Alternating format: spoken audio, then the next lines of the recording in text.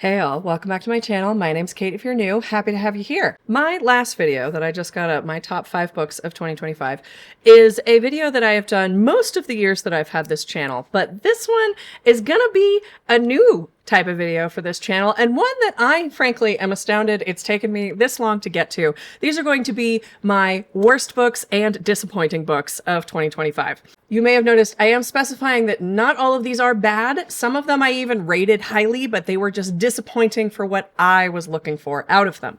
The prime example of the first of these, this one might be a slightly controversial take, I don't know. It's going to be Bookshops and Bone Dust by Travis Baldree.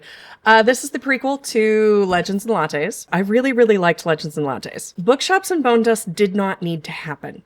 The only reason it did happen is because Travis Baldree sold Legends and Lattes as a 2-book deal and then had to write another book. He literally admits to that in the, author's note at the end of this book.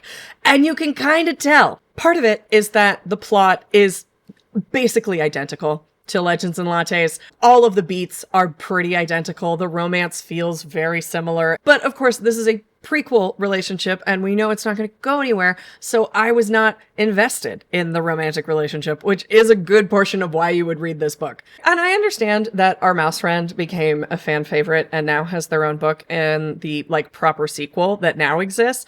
That still doesn't excuse the fact that this book didn't need to happen, and I still don't think you need to read it. I recommend Legends and Lattes. I haven't read that third one yet. I'll let you know what I think of it when I do. Read it if you're a completionist, but I personally would have been fine skipping it. My next one, some of these are going to be kind of deep cuts.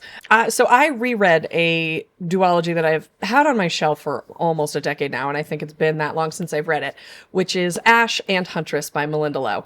Ash I occasionally still see in bookstores. I never see Huntress in bookstores anymore. And I'm going to be honest, I see why. I loved Ash. This is not a video about Ash. This is a video about this completely unnecessary prequel, Huntress. Malinda Lo does this thing in Huntress where she clearly wanted to write from more of an own voices perspective with her Chinese heritage. And so she ended up in this prequel world trying to mash up Chinese culture into what had previously been an extremely Irish culture.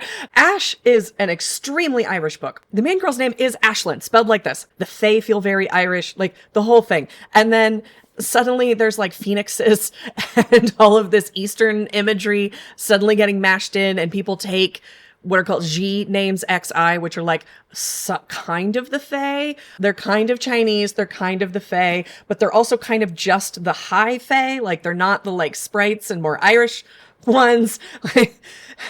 This is a very weird book. And honestly, it felt like it should have just been a completely separate fantasy story that was just Chinese, but she had to kind of shoehorn it into her previously Irish setting in order to get it published as part of the same series. This again felt like a weird capitalism contract thing. I know that Malinda Lo has written a lot more recently that is more from her perspective, and I feel like if she had just gone and done that, this book would have been a lot more successful. But it's this weird in-between thing where also the POV style completely changes. In Ash, I might be misremembering, but we spend 90 to 100% of the book in Ash's point of view. There might be some other scenes that are in other people's, but my memory is that it's entirely from Ash's point of view. And that's pretty standard in the tradition of Western literature, right? Huntress does not do that. It does a thing that I have noticed in a lot of my Danmei reading, which is that it has this much more fluid, multi-POV, semi-omniscient narrator style POV, where you will be in a scene and it'll be mostly from one person's perspective, but we'll just get a couple paragraphs of what somebody else that's a tangential character is thinking in this scene and how they're perceiving it. And so again, if she had just been writing her own thing that was not related to Ash, I think it might have been more successful, but it was so jarring to have these very different reading experiences in what is supposed to be a series. Also, Ash, I would describe as a romance, also a fantasy, but it is a romance. It's a fairy tale retelling. It very much has romance at kind of its core. It is also very much an exploration of grief, but I would say it is a romance. Huntress, I would struggle to say the same because it breaks one of the cardinal sins of the romance genre. which is about the entire happily ever after, happily for now. I'm not going to tell you the details, but like, we don't end there. Also, the pacing just got incredibly weird at the end. Like, they spend the entire book on this quest. They finish the quest in like 30 seconds. It's literally like a page and a half. And then all of a sudden have to go on a secondary quest to actually finish the quest. It's bizarre. And then it's this weird melancholy ending. I would recommend Ash. I would recommend other things Malinda Lo has written. I was not into Huntress. My next one is the absolute epitome of not a bad book, just what a disappointment. It's Tomb of Dragons by Catherine Addison. I know I talked about this in my reading taste tag, but oh, I'm still not over it. So to recap, or if you haven't watched that video, this is the concluding volume of the Cemeteries of Amalo series, which were The Witness for the Dead and The Grief of Stones, which follow The Goblin Emperor, which I love The Goblin Emperor so much. This trilogy follows a tertiary character into his greater adventures after he kind of leaves the Imperial City and goes to Amalo. Here's the thing. These two were novellas and came out back to back, like a year apart from each other. And then she took several years to write The Tomb of Dragons. And I was like, oh, thank God, a proper thick, like proper book length books. She really took the time to like make this a satisfying ending. It's not, but it feels like queerbaiting, honestly. After 2 books of our main guy, God, I'm forgetting everyone's names. Hold on. Our main guy is Selahar. He is queer. He had a partner. His partner was in an abusive marriage. His partner killed his wife. Selahar is an investigator for the dead. Saw that his partner had killed his wife and had to report his partner and watch his partner be put to death. That is all his backstory before we even meet him in The Goblin Emperor, okay? He is a broken, grief-stricken shell of a man. And in The Goblin Emperor, we see him finally at least have a purpose to his life again, okay? Because he gets a job again. He's not emotionally, like socially healed all the way, but he at least has something that gets him out of bed, okay? He's moving in a direction, okay? And in these two, we watch him slowly start to bloom, partly under the loving, watchful eye of his bestest friend at the opera, Iana. Iana is extremely flamboyant, is extremely aggressively affectionate with him, and after like 2, and I would say even a quarter books, aggressively flirting with him, goes, yeah, no, I'm not gay.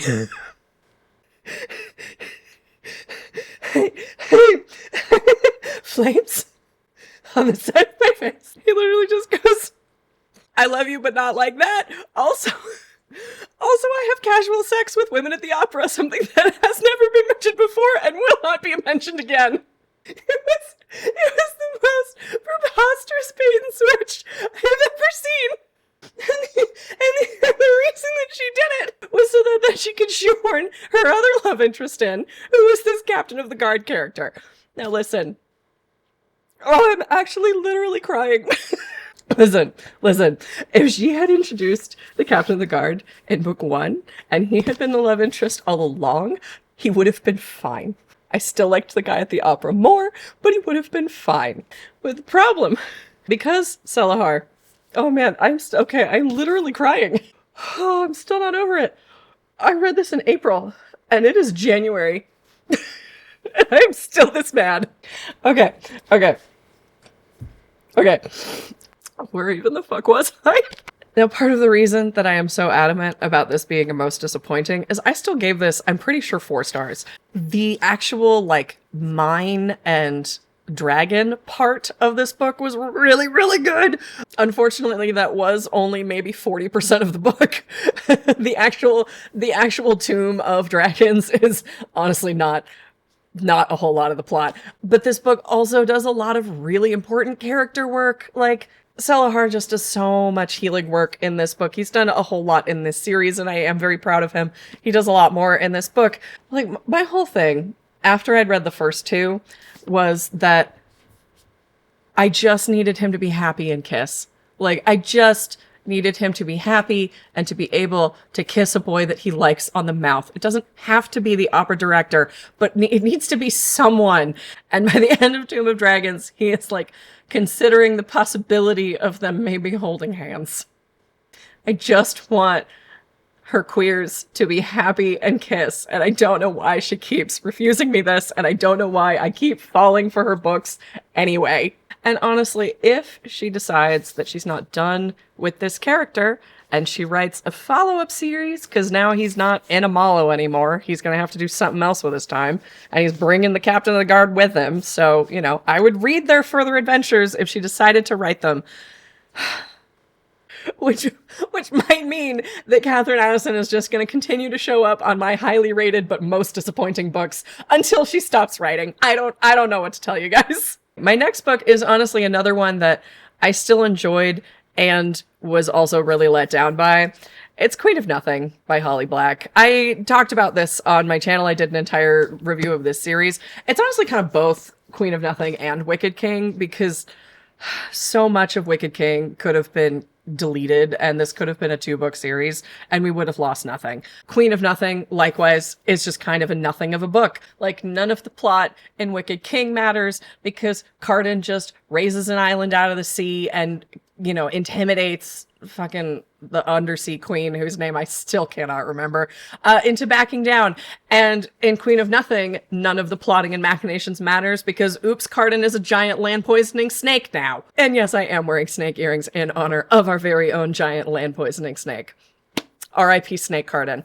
I'm not over how stupid this was as an ending. Now, I understand that there are people in the fandom, it's kind of split between whether you love The Cruel Prince and don't love the other 2 books, or whether you don't really like Cruel Prince and you really like the other books. And it tends to be whether you're here for the plot or whether you're here for the Jude and Cardan romance. I was there for the plot, so I much preferred Cruel Prince. So this one, I had read before but didn't let me down. Wicked King and Queen of Nothing, though. And like, again, I'm not saying that these were the worst books. I think I still rated them 3 stars. I rated Cruel Prince 4, though, and I was hoping that this would be a 4-star series. It ended up being more like a 3.5 overall. So it's not that it was bad. It just wasn't really what I was there for. Like, if you were there for Holly Black's plots, I'm still mad that no one reads her Curseworker trilogy anymore. Like, no one read it when it came out, and it's still not talked about. Her fairy books got popular, and her fairy books are now on the shelves, and no one reads the Curseworker trilogy. But if you were there for Holly Black's plotting, read the Curseworker trilogy. It's about cons and shit. It's really fun. I like when Holly Black writes about fairies, but I liked her writing about con artists more.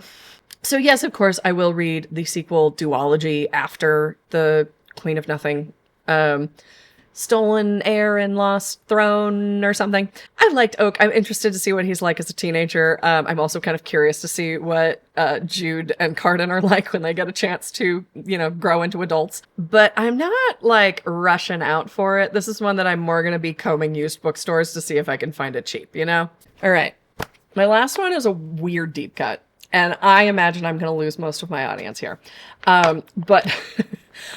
And part of my ongoing goal to work my way through my physical TBR, I finally this year picked up and reread a book that I had not read since childhood, which was The Book of Dragons by E. Nesbit. Now, this book, you maybe can read the cover, was part of a library, and I got this from this library as a child.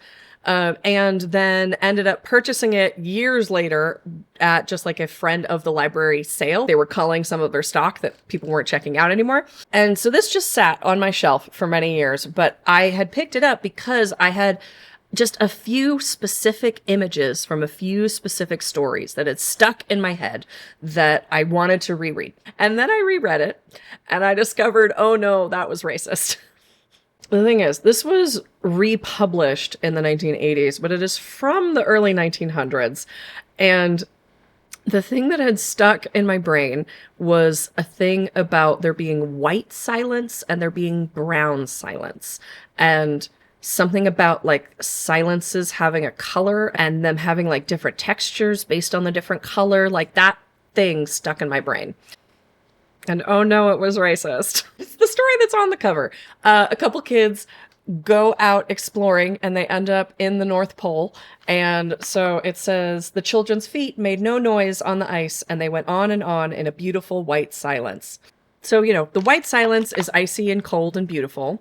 And then they come across some people that live in the North Pole that are referred to as sealskin dwarves that are referred to as the brown people. It says, the dwarves came a step nearer, muttering and whispering. Then the muttering stopped, and there was a silence so deep that Jane was afraid to howl in it. But it was a brown silence, and she had liked the white silence better. The sealskin dwarves, who are literally referred to as the brown people, get eaten up by moths. So I don't know if I can have this book in my house anymore. That completely went over my head when I was, 6 or however old I was when I read this. There were some other stories in it that also had kind of stuck. Like one is where England gets this invasion of dragons of all sizes, including like little bug-sized ones, and they end up defeating them by like turning the weather tap so that it is partially sunny and partially rainy, and that's why England has the climate that it does. And like, so there was some stuff that was fun, but like, I don't think I can keep this in my house anymore. Yeah, kids' books from the early 1900s.